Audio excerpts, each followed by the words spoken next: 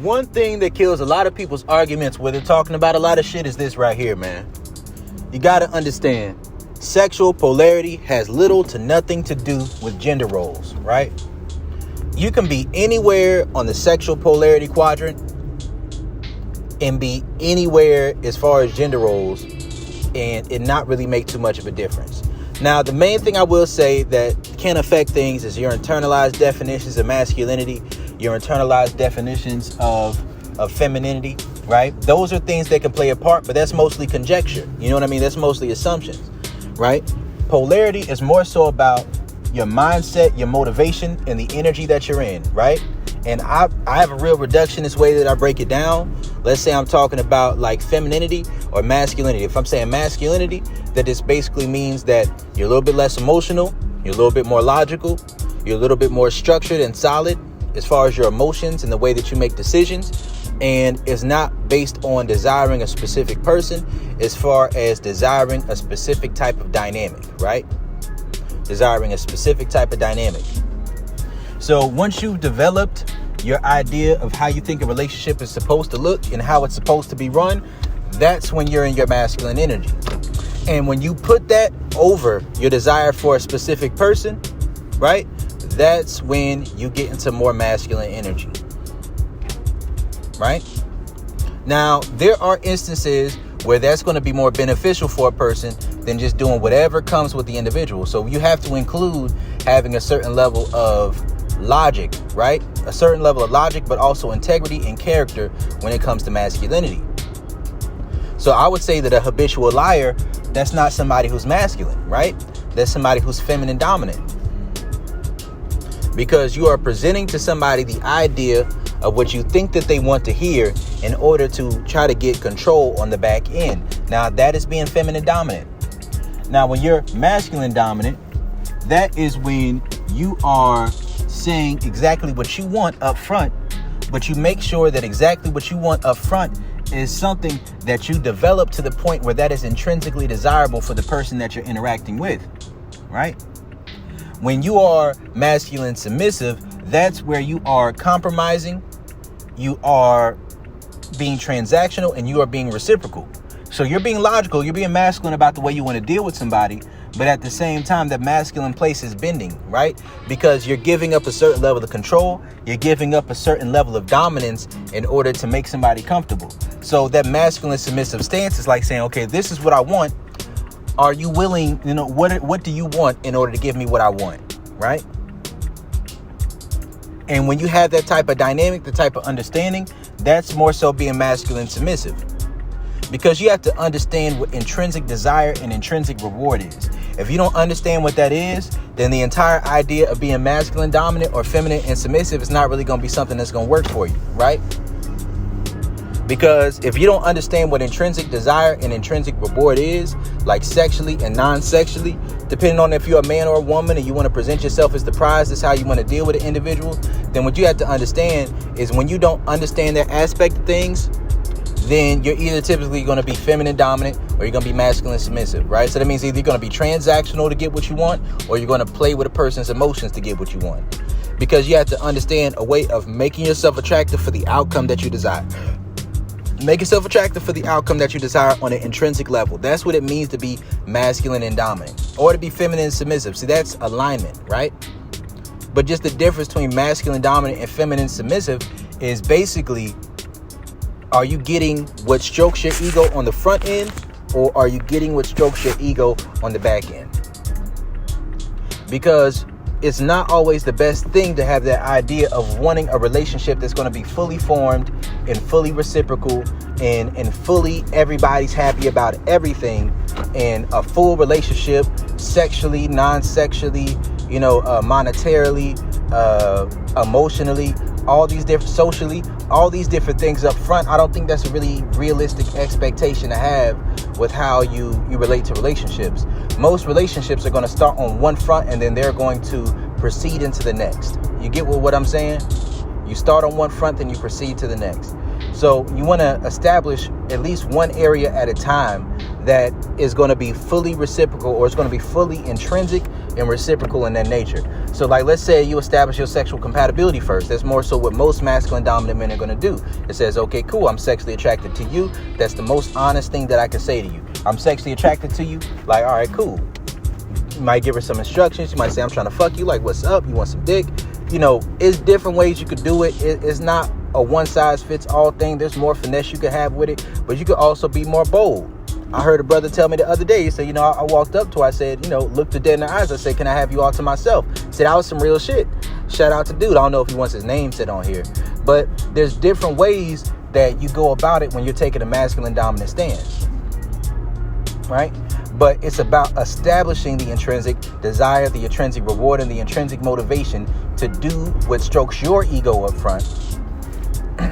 And then once you integrate, then you do it on the back end. But it's not a reciprocal or transactional thing. It's not, if we have sex, I'll be your boyfriend. See, that's masculine submissive. It's not, if we have sex, then I'll love you. That's lying. Because there's no guarantee that you're going to love a woman just because you had sex. Right? And there's no guarantee that she's going to love you back. And if you want somebody to love you and you haven't even taken time to vet the individual or to spend enough time around them to really build that true type of connection, then you just want the ego stroke of emotional validation. You don't really want to be truly loved, right? There's something to understand. Same thing with trying to throw your money at a woman. There's no guarantee that woman's going to sexually desire you. You're giving her what she wants in exchange for access to the pussy. Now, what I'm going to say is this right here. When it comes to gender roles, right? A man can be masculine and dominant and say, you know what? I got a business where I work from home, right? It's not a very high stress business. Or let's say I'm an artist. I make money. I do shows. Might be seasonal work that you do. You might be in a position where, you know, you do stocks and shit like that. So you make your money through Bitcoin. It's a variety of ways you can do things. And you could be a stay-at-home dad and say, logically, all right, my woman, she goes to work. She might work in a corporate business, right? She may work a 9-to-5 job. So what I'm going to do is I'm going to stay at home. And when she at work, I'm going to make sure that the house is good. The house is straight. That man may say logically, you know what? I can cook better than this woman can cook. And you know what? I just like the way I do things. So I don't really need her to cook because I like my cooking better any fucking ways, right? So if a man has that mentality, then he can say, all right, cool, you go to work. And he could do that. Another thing a masculine dominant man can do is be in a position where he says, all right, cool. Right now, you pay these bills. You can pay the majority of these bills. You wanted to live together? So I'll tell you like this. And I believe K-Zag and 20 said this, right? Shout out to K-Zag and 20. One of my favorite content creators when it comes to dating and relationships. You know, I think he said most of his major relationships have been women who had more money than he did. But that didn't affect their polarity. So from his perspective, a woman may say, well, I want to cohabitate with you. So he's like, all right, cool. This is how much money. I'm already satisfied in the job that I'm working, right? This is my career. You want to live this type of lifestyle. You got this type of money. I'm not about to put myself in a stressful situation to pay these bills. So guess what? If you want to cohabitate, if you want to live together, you're going to have to pay the majority of these bills, right? All right. I'm not going to pay more than what I'm already paying for my lifestyle. So I'm going to pay this, but you got the rest of this. You got that, baby. Go ahead. Right? Sexual polarity has nothing to do with gender roles.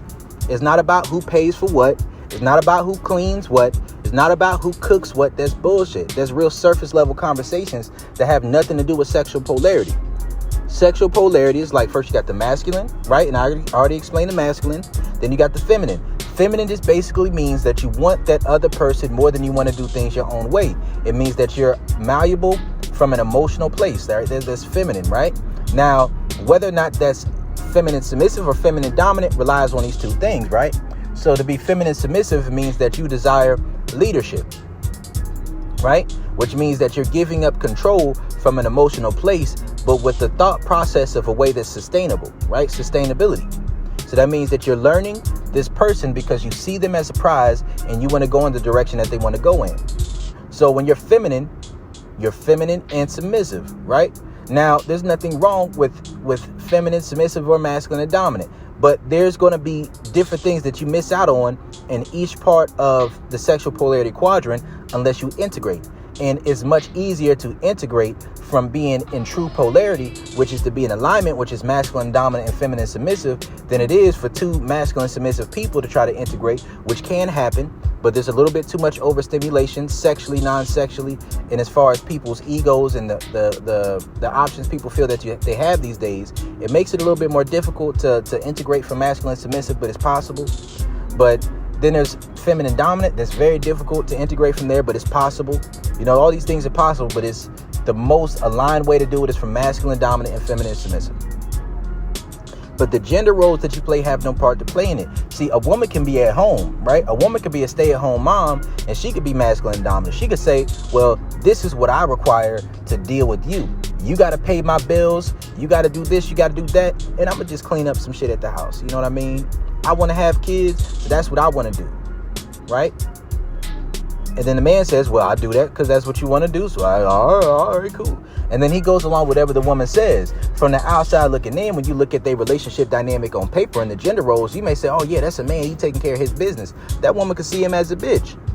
Now, there's the rare woman. There's a rare woman out there who's a true masculine dominant woman who knows how to reward good behavior, who can probably also be faithful to her man, who has the ability to attract a man who's feminine and submissive with her and integrate from there and be with the man who she's actually attracted to, who she actually respects and who she actually desires. But that's a rare thing, and it's not something that comes about often, because you have to factor in certain internalized definitions of masculinity and femininity and how that relates to people's attraction to the opposite sex.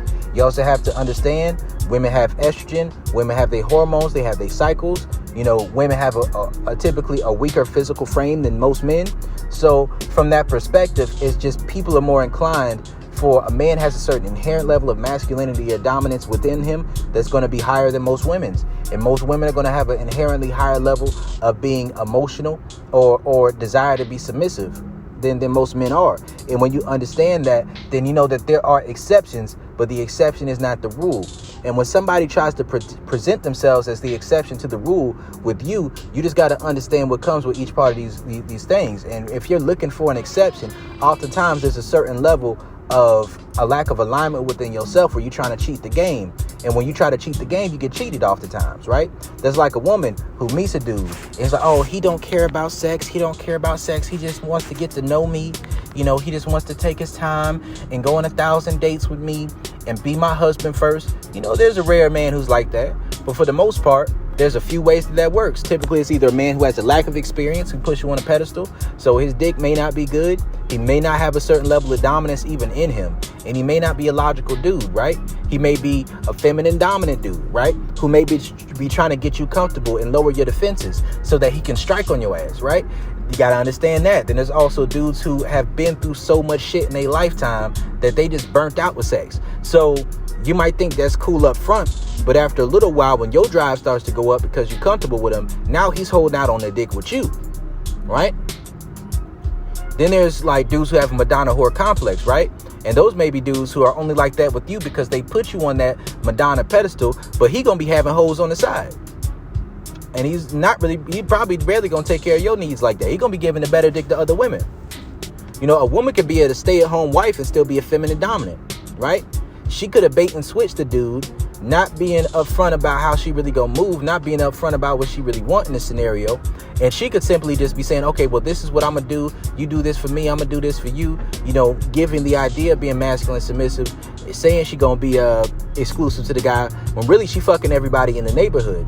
Really, she's manipulating you and controlling you in different ways that are truly just abusive. And there are abusive women out there. So you got to understand that gender roles have nothing to do with the sexual polarity quadrant. It has nothing to do with it. Now, gender roles can work like a lighthouse when you out at sea, right?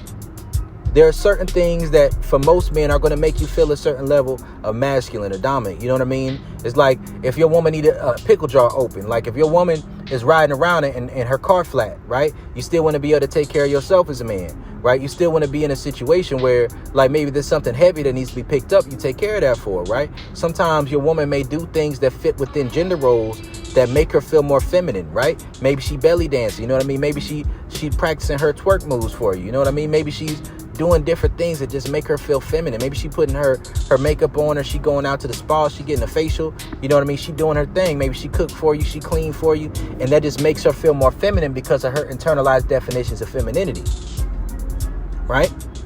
And sometimes those things are like a lighthouse when you out at sea. Sometimes they like floaties. They help you out so that when your energy is getting off, you kind of have a way of getting back to polarity, right? If you're going through sexual polarity erosion, sometimes you need to go back to a certain level of gender roles. You need to go back to a certain level of polarity, because sometimes you're not fully integrated yet, or sometimes you integrated but your polarity is getting off on a baseline level, and you're not operating primarily within the roles that you need to play in. So after a while, you know, the attraction starts to drop. You know what I mean? The affection starts to go away. The respect starts to diminish. And a variety of things happen that start to hurt your relationship. And when that happens, it does sometimes benefit to go back to more gender roles in your perspective. But the polarity is more important than the gender roles. So sometimes you got to go back there to repair your relationship before you integrate. Like if you prematurely integrated, then you got to go back, right? So let me give a definition of dominant versus submissive. I mean, there's different things that it means, right? But dominant just means to stretch. Submissive means to be stretched, right? Or let's say dominant means that you're the primary giver of pleasure, the primary receiver of control. So if you're the primary giver of pleasure on a sexual, non-sexual, or emotional level, then the main pleasure that you're taking out of it is your ego being stroked, right? It's the ego validation of being in a position of control and power. But the what you're giving transactionally for that is the pleasure that the person is getting out of giving control. So a person who is in a submissive situation, or there's a primary receiver of pleasure and the primary giver of control. Now, when somebody is submissive, they're putting the other person on a particular pedestal, saying that I'm willing to give up control to you for one or two reasons. Either I desire you on that level, or you're giving something that's equivalent to the control that I'm giving up. So that's masculine submissive versus feminine submissive, right? So when somebody's submissive, oftentimes they're in a position where they put the person who's with them or what they're offering on a certain pedestal that makes them willing to give up control. Now, it's either from a feminine place, which is desire and respect, right? Desire and respect, sexual desire, desiring to be with them and respecting them, their mindset, their leadership, their vision, right? That's a big part of it. That's a big part of it. And that vision can be whatever the fuck you want it to be. As long as you're honest, you're a real person, you follow through, or you set expectations. You don't set unrealistic expectations, but whatever it is, you follow through on what it is. And sometimes you got a timeline. If you don't have a timeline, you make that clear. But intrinsic desire is important when it comes to feminine submissiveness, right? Because it's going to be somewhat dependent on how well they adapt to the program. Because true submission is when you trade the social programming in for the program of the other person. And then you integrate. And when you integrate and you've traded in the program for the program, that's where you get to the place where you've shown that you've adapted to them well enough that when you present your own ideas, your own thoughts, in the own way that you think things should be, it doesn't conflict with the direction that they're going in. So they're willing to listen to you and take your thoughts and your feelings and your ideas more into consideration. But what a lot of people don't understand is sometimes a person is feminine dominant. So when you're feminine dominant versus feminine submissive, oftentimes how that works is, or you're masculine submissive, either one. Like when you're masculine submissive, you're more so thinking about the short term, what you're going to get out of things. So you may be very nearsighted about what you're getting out of the situation. Sometimes what you're getting out of the situation is an opportunity to learn. Sometimes what you're getting out of the situation is an opportunity to learn intrinsic desire, intrinsic reward, and intrinsic motivation. But when you're so focused on what you're going to get out of it, oftentimes your execution is going to be lacking. Oftentimes your execution is not going to be fully on a certain level that's going to be acceptable. So when you're just thinking about, well, I had sex with you, are you my boyfriend? You know, when you have that type of mindset, one, you may not even be truly sexually compatible, right? You lack the desire. You're not giving him the energy that he wants or he desires. And also, you're not prepared adequately for the type of relationship that you want. You just want it for your ego in a transactional type of way. So oftentimes when somebody's masculine submissive, they're really losing out on the intrinsic desire, the intrinsic reward on both sides, right? And then you end up dealing with the individual who's feminine dominant while you're trying to find somebody who's either masculine submissive with your masculine submissive. Because something I said in the video before, and I think I'm going to touch on this and I'm going to step off of it, right? So internalized definitions of masculinity and femininity do play a part in how these things relate. So a person can be masculine submissive. A man's masculine submissive, a woman masculine submissive. They can both play that role, which is they're logical and they're giving up control of something, right? So a man can say, I'm gonna protect and provide for you. In exchange for that, I just need exclusive access to your womb and to access to you sexually and for you to cook and clean, right? That's a partnership in a way. But within that partnership, neither one of them are truly doing those things because that's what they want to do. They haven't tapped into intrinsic desire. What they're really doing is they're trading something in a partnership for survival or in order to get forward, right? Now, because the woman is trading sex, truly she's in a sexually dominant position. It's just overall in the relationship, she's masculine submissive, right? And that man is in more so a dominant position when it comes to the relationship because that's what he's offering, right? He's offering the protection, the provision, and the social validation in exchange for it. But oftentimes, although the man is masculine submissive, he may be in a feminine position, right? Unless he's very clear cut and unyielding when it comes to what he's willing to offer for what he's getting in return. So there's nuance when it comes to masculine submissive with masculine submissive, but for the most part, this is how gender roles relate to the sexual polarity quadrant, right? It's not the same thing. This is Coach Brody. I'm out.